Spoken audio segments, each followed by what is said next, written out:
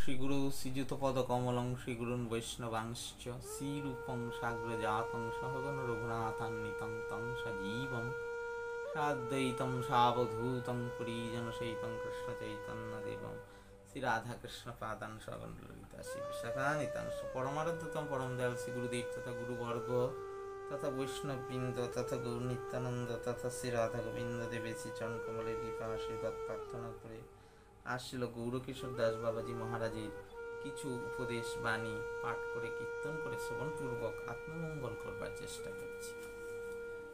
বিষয় পাণ্ডিত্য স্পিয়া। পাণ্ডিত্য স্পিয়া সম্বন্ধে ছিল গৌরকিশোর দাস বাবাজি বিশেষ একটা হরিকথা আমরা পড়ছি।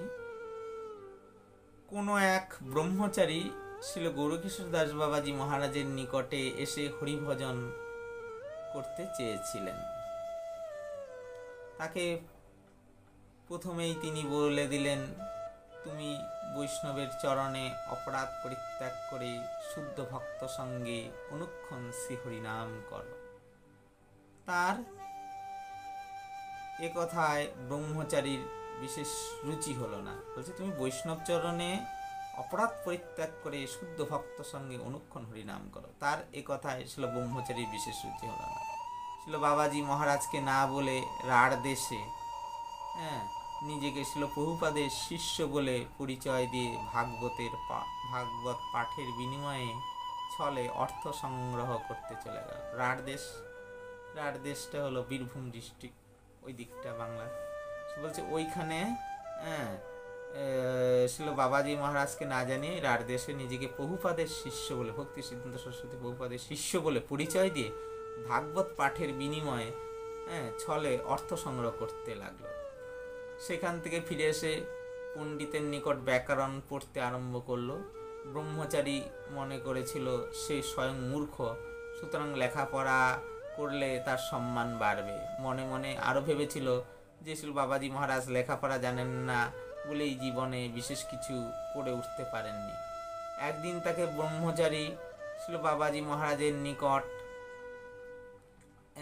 সেই ব্রহ্মচারী ছিল বাবাজি মহারাজের নিকট এলে তাকে ছিল গৌরকিশোর দাস বাবাজি বললেন, তুমি কনক কামিনী প্রতিষ্ঠা সংগ্রহের জন্য ব্যাকরণ পড়ছো। কনক মানে টাকা পয়সা, কামিনী মানে স্ত্রী, প্রতিষ্ঠা মানে সম্মান, এসব সংগ্রহের জন্য ব্যাকরণ পড়ছো। ব্রহ্মচারী বলল, আমার সেইরূপ কোনো দুরাকাঙ্ক্ষাই নেই। আমি শ্রীমদ্ ভাগবতের অর্থ বুঝবার জন্য ব্যাকরণ পড়ার ইচ্ছা করিতেছি। তখন ছিল বাবাজি মহারাজ বললেন, রাঢ় দেশে কতকগণের ভাগবত ব্যবসা দেখে তোমার লোভ হয়েছে, তোমার কপাল পুড়েছে। মঙ্গল চাও তো ওইরূপ অপরাধের কার্য ছেড়ে শুদ্ধ ভক্ত সঙ্গে শ্রী হরিনাম গ্রহণ করো। বলছে ভাগবত ব্যবসা, ভাগবত পাঠ করে যে অর্থ সংগ্রহ করা, এইসব এগুলো হলো অর্থ সংগ্রহ করা, সেই অর্থের দ্বারা নিজের গ্রাস আচ্ছাদন নির্বাহ করা, এগুলো হলো অমঙ্গল। আমি এত টাকা দিলে, চুক্তি অনুসারে এত টাকা দিলে ভাগবত পাঠ করতে যাবো, আমি ভাগবত পাঠ এত টাকা লাগে, এগুলো ব্যবসা করা যাবে। আর নিঃস্বার্থে ভাগবত পাঠ করতে হবে। কেউ যদি কিছু প্রণামী দেয়, সেই প্রণামীটাও নিজের জন্য না, ঠাকুরের সেবায় লাগিয়ে দিতে হবে। এইটাই হলো ভাগবত পাঠের প্রকৃত মানে ব্যাখ্যা আর কি, ভাগবত পাঠের প্রকৃত আচরণ। বলছে মঙ্গল চাও তো ওইরূপ কার্য ছেড়ে শুদ্ধ ভক্তের সঙ্গে শ্রী হরিনাম গ্রহণ করো। আর একদিন ওই ব্রহ্মচারীকে ছিল বাবাজি মহারাজ কিছুক্ষণ চুপ করে থাকার পর বললেন, তুমি মনে মনে যে বাসনা করেছো তা ওইরূপভাবে পূর্ণ করতে চেও না। ছিল বাবাজি মহারাজের ওই কথা তখন কেউ বুঝতে পারল না। ব্রহ্মচারী চলে গেলে নিকটস্থ লোকজনকে বললেন, ওই ব্রহ্মচারীর সঙ্গে একজন বিধবার অবৈধ প্রণয় জমেছে, এ অত্যন্ত পাপ অপরাধময়। নিকটস্থ ব্যক্তিগণকে উদ্দেশ্য করেছিল বাবাজি মহারাজ বললেন,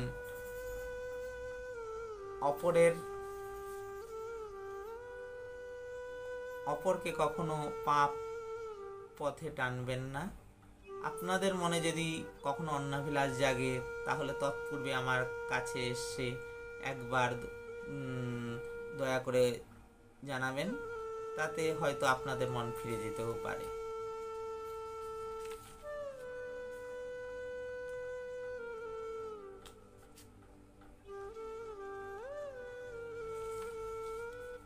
ভক্তি ও ভণ্ডামি। উড়িষ্যাবাসী একজন বৈষ্ণব কিছুদিন যাবৎ ছিল বাবাজি মহারাজের নিকট থেকে শ্রীহরি ভজন করে। লোকে তাকেও যথেষ্ট ভক্তি ও সম্মান করত। এক সময় ওই বৈষ্ণবের পূর্বাশ্রমের পিতা এলেন। তিনি একখানা ভাগবত বহন করে সকল জায়গা পাঠ করে কিছু কিছু অর্থ সংগ্রহ করতেন। ওই বৈষ্ণবের নিকট ছিল বাবাজি মহারাজের সেবার জন্য অনেকে টাকা পয়সা দিতেন। ওই টাকা থেকে তার দরিদ্র পিতাকে কিছু টাকা সাহায্য করলো। অন্তর্যামী ছিল গৌরকিশোর প্রভু তা জানতে পারলেন। বলছেন একজন উড়িষ্যাবাসী বৈষ্ণব সে কিছুদিন বাবাজি মহারাজের গৌরকিশোর দাস বাবাজি মহারাজের নিকট থেকে হরিভজন করে। তো তো সেই লোকেও তাকে যথেষ্ট ভক্তি সম্মান করত। তো যেহেতু গৌরকিশোর দাস বাবাজির কাছে সেই বৈষ্ণব আছে, সেই গৌরকিশোর বাবাজির মহারাজের এর কাছে আছে দেখে লোকেও তাকেও ভক্তি শ্রদ্ধা করত এবং লোকেটা কিছু টাকা পয়সা গৌরকিশোর দাস বাবাজির মহারাজের সেবার জন্য তার কাছে দিত। গৌরকিশোর দাস বাবাজি মহারাজ সবসময় ভজন করতেন, সেই জন্য তার সেবার জন্য গৌরকিশোর দাস বাবাজির সেবার জন্য সেই বৈষ্ণবকে কিছু টাকা পয়সা দিত, ভক্তি প্রণামী দিত ভক্তরা। তো এমন সময় তার পিতা সেই সময় সেখানে এসে উপস্থিত হয়। সে একবার ভাগবত পাঠ করে, দরিদ্র পিতা ভাগবত পাঠ করে কিছু অর্থ সংগ্রহ করে সে চলে। সে এখন তার ওই যে গৌরকিশোর দাস বাবাজির সেবার জন্য যে লোকে ভক্তগণ যে প্রণামী দিত, সেই প্রণামী থেকে তার পিতাকে কিছু পয়সা সাহায্য করলো। এইটা গৌরকিশোর দাস বাবাজি মহারাজ অন্তর্যামী সূত্রে সেটা তিনি জানতে পারলেন। তিনি তো অন্তর্যামী ছিলেন, গুরু, জগৎগুরু, তাই তিনি সেটা জানতে পারলেন। অন্তর্যামী ছিল গৌরকিশোর প্রভু তা জানতে পারলেন। তিনি ওই বৈষ্ণবের সঙ্গে কথাবার্তা বন্ধ করে দিলেন।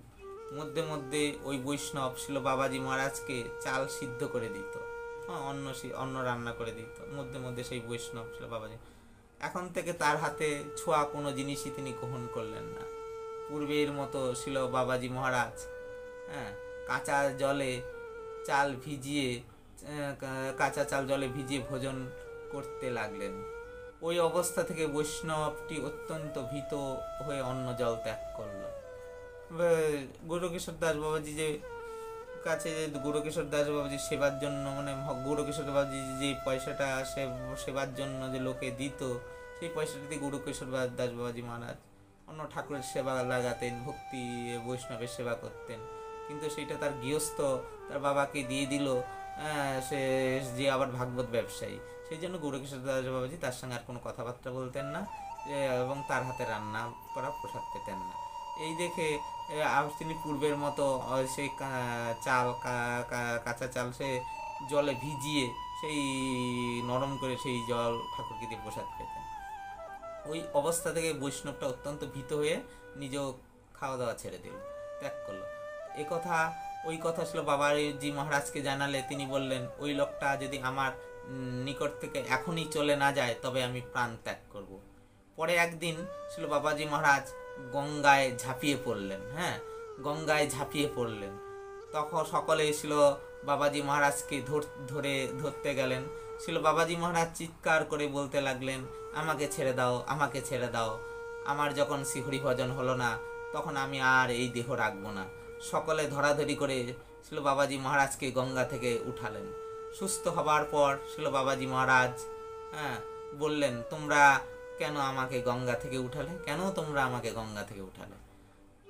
আমার সর্বস্ব ওই লোকটি ওর পিতাকে দিয়েছে। তখন সকলে বলল, আপনার যত টাকা দরকার সমস্তই দিচ্ছি। যে সকল টাকা ওই লোকটি নষ্ট করেছে তার চতুর্গুণ টাকাই এনে দিচ্ছি। ছিল বাবাজি মহারাজ তাহাদিগকে বললেন, আমার টাকা পয়সার কোনো দরকার নাই, কিন্তু ওই লোকটি আমার নিকট থাকতে পারবে না। কপটের সঙ্গে থাকলে আমার ভজনের ব্যাঘাত হবে। অনেকে মনে করেছিল বাবাজি মহারাজ বুঝি টাকা পয়সার আসক্তিতে গঙ্গায় ঝাঁপ দিতে গিয়েছিলেন, কিন্তু তারা এখন বুঝতে পারল যে ছিল বাবাজি মহারাজ টাকা পয়সার ভিক্ষুক নন। তিনি ভগবত সেবা, গুরু সেবা ও বৈষ্ণব সেবা নামে বিন্দুমাত্র কপটতা সহ্য করতে পারেন না। সরলতাই বৈষ্ণবতা। বাঞ্ছা কল্পতরু